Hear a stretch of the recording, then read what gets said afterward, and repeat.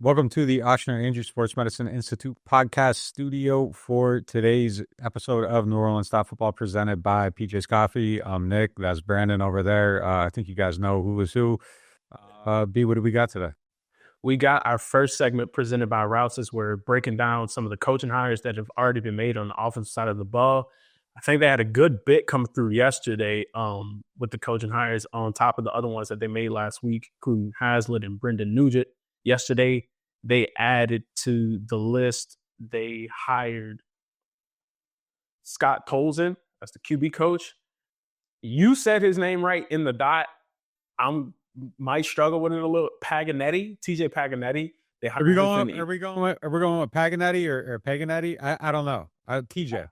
TJ. He's rarely learned the name. We're definitely going to learn it. But I was kind of like the whole time, I was kind of like nervous. I was like, I don't know how to pronounce his name correctly. But I think you did it right. You sounded very sure of yourself when you said it after you after you put the disclaimer out. But what do you think about these hires so far? I think TJ, we're going to go with TJ. I think just reading through some of his stuff, he was a big take from Philadelphia. Yeah, and then they brought back Joel Thomas too. Is their running back coach? And the other one, Keith Williams also. Last week as a wide receivers coach. Yeah, TJ is interesting. He was kind of, it seems like the assistant run game guy there on their staff, and obviously it's a team that worked up to a 2,000-yard rusher. If you can bring in a guy that was part of that, the more brain power to it, I think is a big get. He's somebody, there was a lot of reaction from Philadelphia when that one came out. I mean, and that's kind of what you want to see. People were talking about how involved he was in their draft process. He spent the better part of 10 years there with that organization. And, I think for Kellen Moore, the more brain power you have on the staff, the better. The more people you're comfortable with, the better. I think Nussmeier is eventually going to end up as the offensive coordinator. Things are moving that direction, but you got to get through all the contract stuff and everything. But that's a nice little contingent there of Philly brainpower. I mean, Moore brings back his guy that he's kind of very comfortable with Nussmeier, and then this other guy he got exposed to last year in TJ. I think it's probably time for TJ to get his shot too. He's the number 2 guy there. He's not going to end up being the run game coordinator in Philly or anything like that. So, I think it's just a nice little setup so far with how this thing's coming together. And then Joel Thomas comes back. He was here since from 2015 to 23. Was part of the purge when they brought in Kubiak. Went to New York. New York just let him out of the contract because he wanted to leave. So he's coming back in the same role. Somebody familiar with Alvin, we had seen him do some good work here. Obviously, there was the dip after Sean left. I don't think you really put that on the position coaches. I think that's more on the architects of the offense, right. Pete Carmichael and those people. So I like the idea of the staff so far. It feels like there's a lot of pieces. It feels deliberate. Keith, obviously we talked about him. I think it's coming together now. It's time to start seeing what they're going to do on that defensive staff, and then obviously special teams as well. No, for sure. And I think the thing that stands out to me, not only just adding the people that he deliberately wanted from Philadelphia, but also having those linking pieces on the staff still that know the people in the building, that know some people around and can help in that transition, but aren't married to the old thing. You know what I mean? I think having Joel Thomas and then Keith Williams and then people that people can identify with in terms of in the running back room and in the wide receiver room. And I think Hazlitt, he was down here for a while back in the day. I think having those pieces on your staff to kind of help you even remember some people's names that you wouldn't even like kind of know throughout the organization. I think that's a key factor in it too, to help in this period of newness, man. I just love the thought of everything new coming down here, but still, holding on to some things that will help this process be easier. What did you say about Nussmeier? The contract, I know that name has been flying around a lot. I think you said they scheduled an interview or two with him. I've seen that. Yeah, they talked to him, and yeah, they've been talking contract now for 2 days. I mean, I think it's something that eventually ends up getting done. I can't imagine why it wouldn't. I assume he Yeah. wants to be here. Moore wants him to be here. Just kind of, crossing crossing the T's, dotting the I's, and not for nothing. We also think Brandon Staley's the top target for defensive coordinator, Mhm. and all roads, as they seem to do this offseason, lead back to Trace Armstrong, agent for both those guys. So I think you're setting a precedent with one contract for the second contract. So it's probably a little bit more complicated than it would be in other instances. Like, you don't want to negotiate too hard on one side because he represents both people, but Yeah. you don't want to go, it's just, I think there's a balancing act there, and probably how this plays out. And yeah, I mean, he needs to make sure he gets as much money as possible for Nuss, because I think Staley obviously is probably going to be the one that is a little bit more valuable. I would guess, just he's going to call plays. He was a head coach. Like, it's, there's a little bit more cachet there. So the more and more you can raise up Nuss, I think the higher it takes Staley's up. So yeah, I think it's just a balancing act. But yeah, Trace Armstrong, he has Kellen Moore too. He represents Brian Kelly. Like, he has a lock hold right now on Louisiana football. And yeah, it's just kind of fascinating to see how much, because, like, look, he's somebody that's kind of like taken a step back in recent years, and like it just seems like he has absolutely everybody right now that's up for jobs. Had Joe Brady too. So Wow. yeah, it's just been kind of fascinating to see that play out. So yeah, I think that probably the process is just kind of running at its own pace because he's in control of kind of everything right now. Mhm. Good for Tracy. He's going to make himself some money off the Saints this offseason. For sure, for sure, he's going to do that. We actually have a segment later in the show detailing like kind of the expectancy of when those hires are supposed to happen. But let's roll on to our next segment presented by Shawbear Insurance, the Earhart Agency. We talk about TJ, we talk about Kellen Moore. Can that system help grow players like Kendre Miller in that run game? We saw what they did with Saquon. Of course, that beast and Alvin Kamara is still here. Or will they just straight up move on from that project and explore different options? The Saints, they also signed Clyde Edwards-Helaire to a 1-year deal. So they have people in the stable now to kind of tailor where they want that to go. Yeah, I was actually watching an interview that Kellen did probably 6, 7 years ago. I have no idea. It was a long time ago. Probably 6 years ago, where he was talking about just backfields and how they come together, and how he likes how they set up and everything. And he actually referenced the Saints and how they were using Mark Ingram and Alvin Kamara at the time. This might have been 20. I can't remember what year it was, but he liked the idea of kind of having like the main back, and then which would, as he saw it at the time, was Mark Ingram, and then kind of having Alvin as like the fill in, do everything, go around, make the situation pop a little bit. And you know, I do think that I think it can't hurt Kendre. I think a fresh start would help Kendre a lot. Rizzy tried to do it. Rizzy tried to bring it Yeah. back for him and kind of clean the slate. But I think just kind of starting over from ground zero, I mean, it can't hurt him. Like, I don't think things can go any worse for Kendre than they have, just career wise trajectory, all that stuff. Matt Ray's, I don't think he's going to be back. They cleaned him off the website, and his Twitter profile is different. So I'm not anticipating him coming back here. So I think it's going to be a new strength and conditioning staff, which we you would expect regardless with the new head Right. coach. You want his program, his people. Um, so I think that helps. And then just straight up clean slate, start from scratch, zero. I mean, he kind of had it last year with Kubiak, but it just never seemed like Kubiak was really enamored with him. And I think it was kind of picking up the system didn't quite go as hoped. Practices didn't quite go as hoped early on. I mean, even just watching OTAs last year, I mean, we were talking about it on the show. Like, the Yeah. impression we all had was just kind of like he's having a weird offseason. It's kind of like you don't notice him. So I think it just didn't click. So if they can find a way to make that click, I mean, I'll always believe in the talent. I think anybody who's seen him play has to believe in the talent. I don't know. I can't sit here and say it's going to harvest results because we haven't seen any results harvested now going through two staffs, but it Right. can't hurt them to kind of start from zero, be with people that have gotten a lot out of their run game, Paganetti or TJ, whatever. If he brings over all the stuff that Stoutland was able to do as like the lead RGC in Philly, I mean, I think that helps. Obviously, it was a really well designed run game last year, but there has to be positions you can put him in where he's comfortable and grasping the offense and all that stuff. But I think a lot of it, comes down to the player too. And we saw it last year, like they sent him out, for different, different things outside of just hand the ball off and run.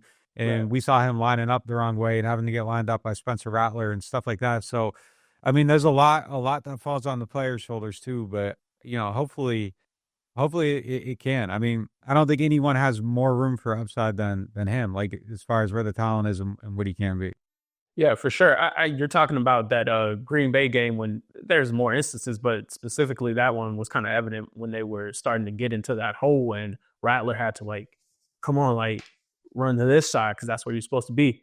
And even like going to the storylines from last season, he injured himself the first day of training camp, then got in the DA's doghouse. DA got fired, got out of the doghouse. Rizzy tried to kind of encourage him and things like that. The Kubiak system, we all heard how kind of intricate and detailed that was throughout the entire offseason. And he had to come in and kind of play catch up on that in a certain sense of speaking. So I think now this clean slate, fresh start is his best opportunity to come out and show what he can be. But do you think this would be like the last chance to do that?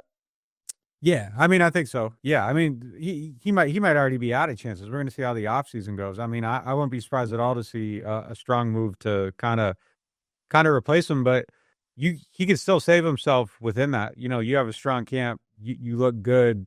Yeah. Earn your spot on the roster. Alvin Kamara is a year older after the season. I mean, you could, but yeah, I mean, if they make a move to kind of replace him, I mean, he's fighting for life here at least. I mean, you're in year 3 of that contract.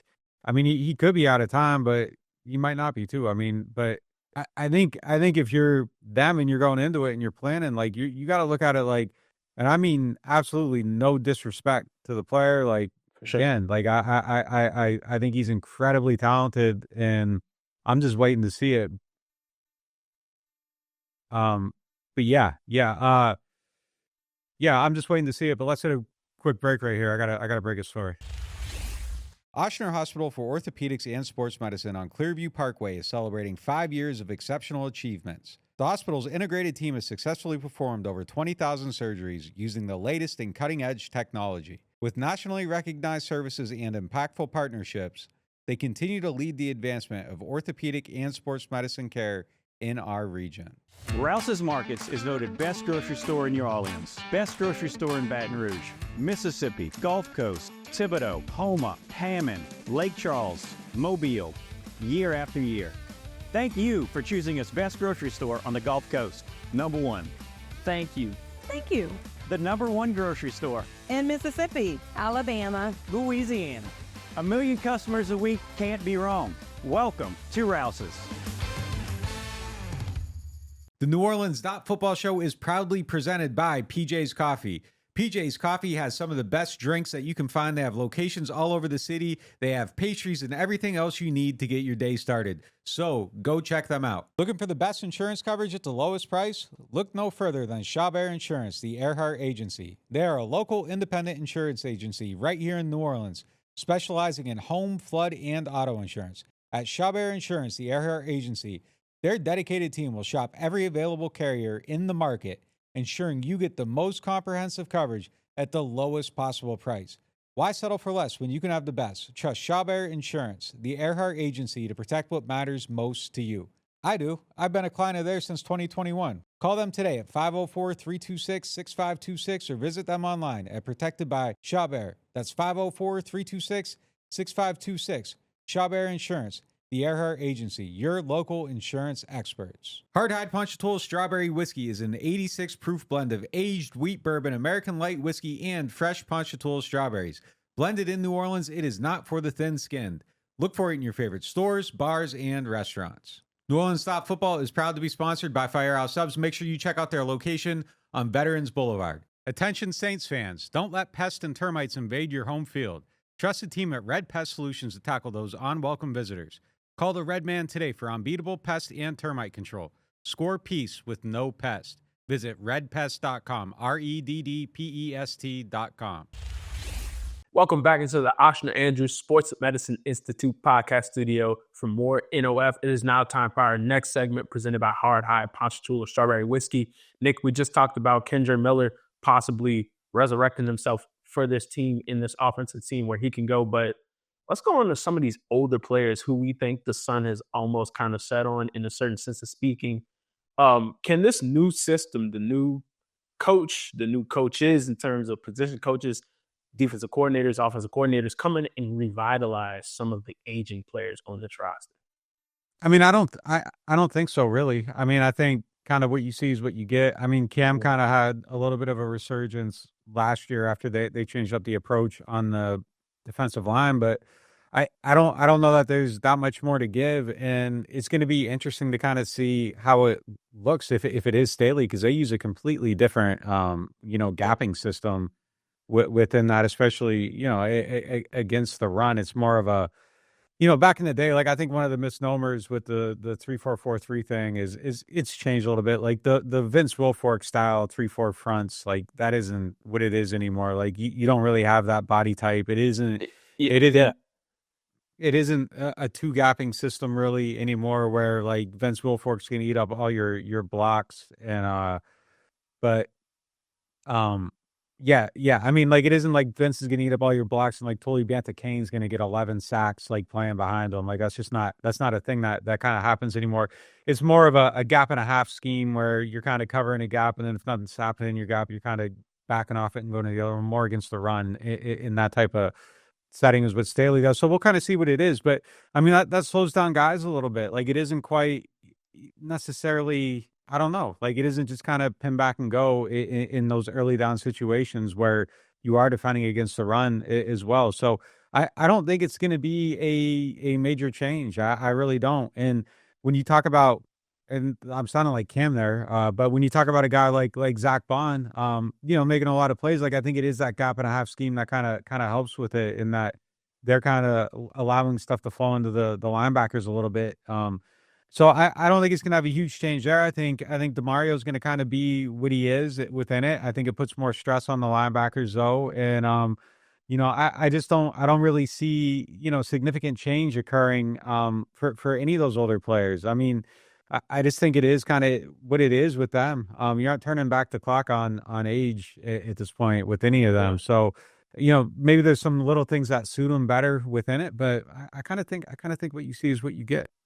And that kind of was the crux of even the question when I think about it is, are these players set in their ways to the point where they're just like, hey, like I've been doing this for a long time. I'm not going to change the way I completely play my game because it's just too far out there. But I think what you said in terms of the scheme itself, kind of putting people in positions where they're just going to have to do it, I think that's kind of very telling of just the newness. I know you said clean slate earlier, that whole just fresh start of the entire thing. But interesting to see, really interesting to see, even thinking back on the players that were let out of the building these past couple of years, the younger guys who were let to go to Atlanta in terms of Caden Ellis, let to go to Cincinnati in terms of Trey Hendrickson, Zach Bond, you just mentioned him.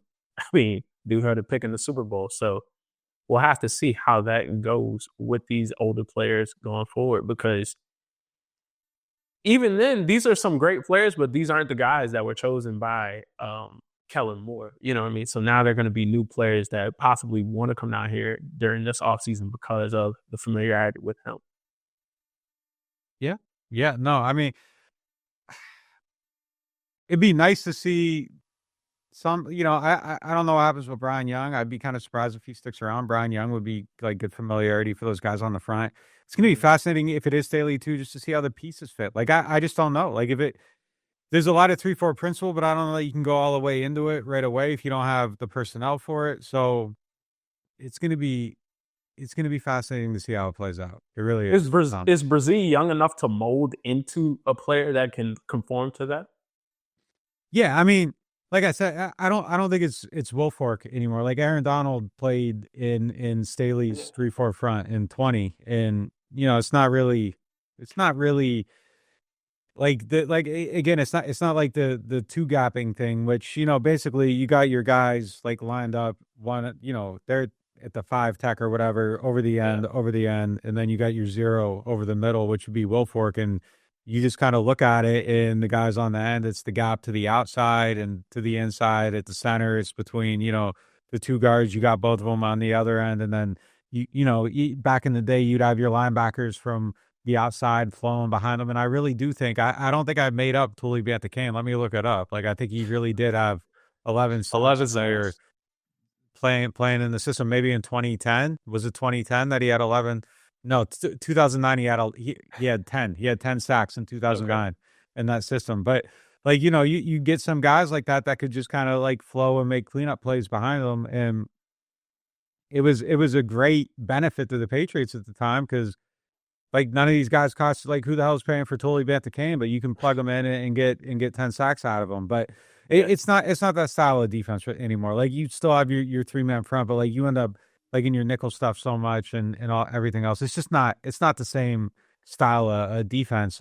Right. I think for Staley, like, you kind of want to play these principles of it. Like, you have it up front, you're doing gap and a half, you got guys flowing, and I think the main advantage for him, like, it really is that you can kind of leave your you can play a little bit of a lighter box, show it at the snap, and they don't know where that eighth run player is coming from. Is kind of how they like to play it, with like a too deep back there. So then, typically, like, if you're in that look and you have a too deep and you're playing it different, like, you're creeping up one of the safeties and you kind of know where the eighth guy's coming from. Like, they like to kind of try to hold it a little bit, play their gap and a half, bring that eighth player a little bit late, so you can't really get that blocking tell or whatever. Yeah, like, you can't know where the guy's right? coming from.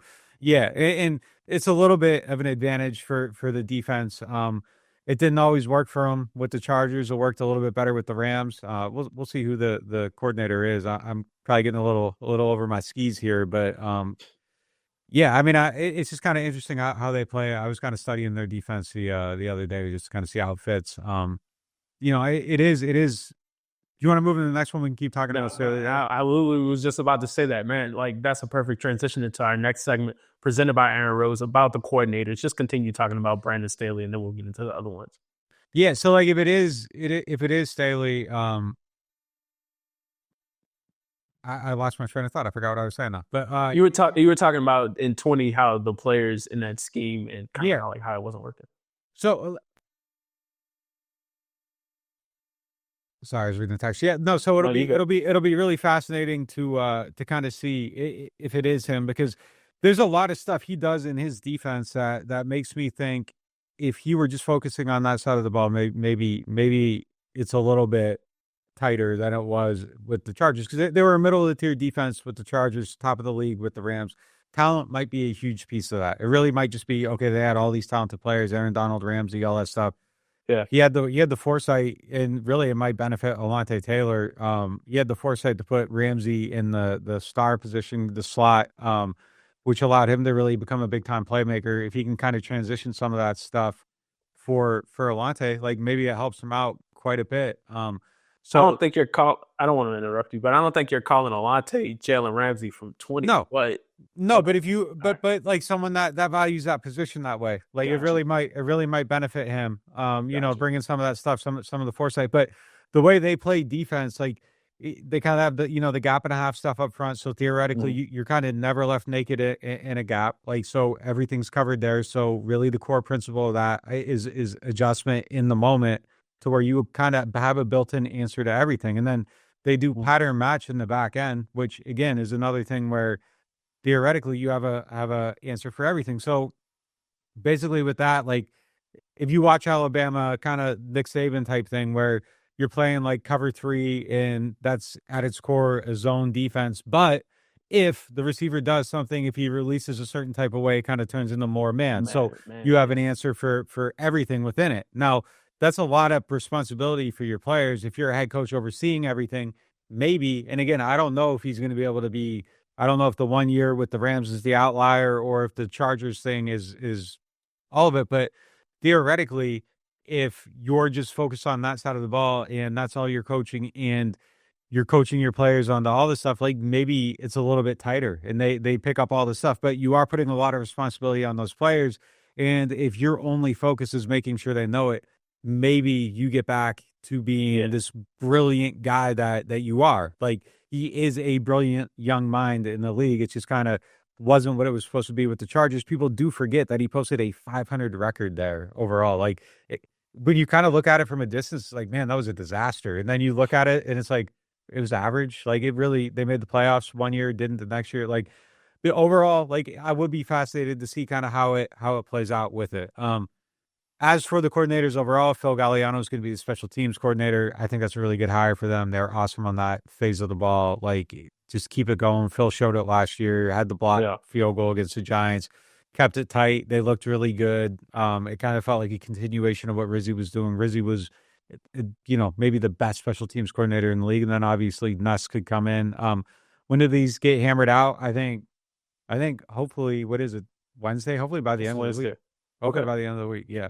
Cool. I think you want those guys in place when you go to the combine next week. Oh, for sure. Yeah. That vision has to be all together and straight. But going back to Staley, like, you talking about people forgetting about what he can do with the defense. In my mind, when I think of him, I think about poor clock management, him relying on like analytics and stuff and that ties into the clock management thing, I think, too. And then also that in the season game where like the Chargers could have went to the playoffs against the Raiders, but they chose to like do some weird thing at the end of the game where like just it's like, all right, you kind of can't bring this guy back at this point because it's just so kind of weird. But I think if he could just get down to having just a new fresh start, I think that'll be key and essential kind of for the success. I mean, even Alontae Taylor during the Super Bowl, he was on live like, hey, tell him more. Whatever you got to do to get down here, get down here. And they got him down here. So now he's going to come in and implement his people and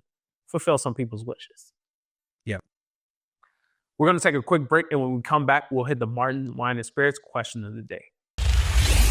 Total Maintenance is one of the largest locally owned home and commercial service providers in South Louisiana and serve the greater New Orleans and Baton Rouge markets. They have a membership program that gets you 2 tune-up visits for AC and heating, as well as club membership discounts of 15% on all repairs, half off of all diagnostic charges, and 3-year warranties on most repairs for membership clients. This is usually priced at the low price of $24.95 a month per system, but if you tell Total Maintenance that you found them through NOF, they'll lower the price to $20.95 per month per system for as long as you keep the membership active. Services include AC and heating service and replacement, electrical service, plumbing service, as well as generator service and installation. They are Total Maintenance. Find them at tm-ac.com or give them a call at 504-841-3300, or if you're in the Baton Rouge area, 225-480-1000. Martin's is your go-to destination for everything merry and bright this holiday season. From an unmatched selection of bourbon, whiskeys, and wines to gourmet food, gift baskets, and catering, Martin's has all your holiday needs covered. Family owned and operated since 1946, Martin's knows the perfect ways to celebrate this season with loved ones. Visit them in Metairie, New Orleans, or Baton Rouge, or shop online for the ultimate convenience. Whether you're raising a glass or looking for the perfect holiday gift, make it an easy and cheerful holiday with Martin's. Whether you are a local New Orleanian or a fan in town for the game, get your pre- and post-game fired up at Aaron Rose. Local chaos and local love for the black and gold. Wake up and live with daily drink specials, mimosas, screwdrivers, Bloody Marys, and hot or frozen Irish coffees, all just $3 or $4 between 10 a.m. to 2 p.m. Aaron Rose, half a block from Bourbon Street in the French Quarter, 811 Conti Street. Welcome to the Queen Casino, the crown jewel of entertainment destinations. From the thrill of gaming, where every spin and deal brings you closer to fortune, to the excitement of sports betting, where you can feel the rush of victory. Our spaces and catering menu are perfect for any event. From business meetings to grand celebrations, immerse yourself in our vibrant atmosphere with live music that keeps the party going all night long.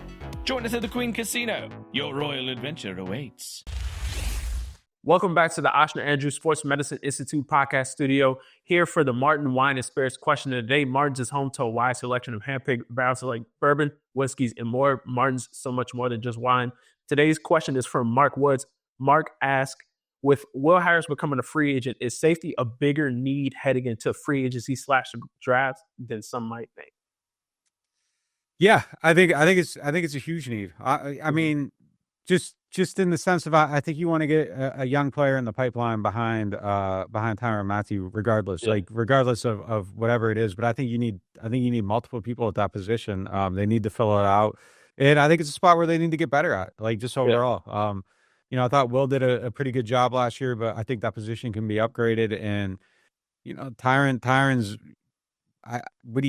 he's probably within the final couple of years of his career here. So I think it's imperative to kind of start that transition process. And look, it's a different philosophy, different people, different coaches, different organization, everything. But I thought that was one of the things they always did really well under Dennis Allen, is just they kind of kept that pipeline going. They were always almost a year early on bringing in that next safety, because it is just such an imperative position. I think if you're good at that position, like, a lot of stuff in front of it, benefits, like, just the run game, but just the organization, the leadership. I think when you kind of have that coming from that back end and somebody seeing everything back there the right way, I think it kind of helps everybody, that doesn't have that 3D view from the back end.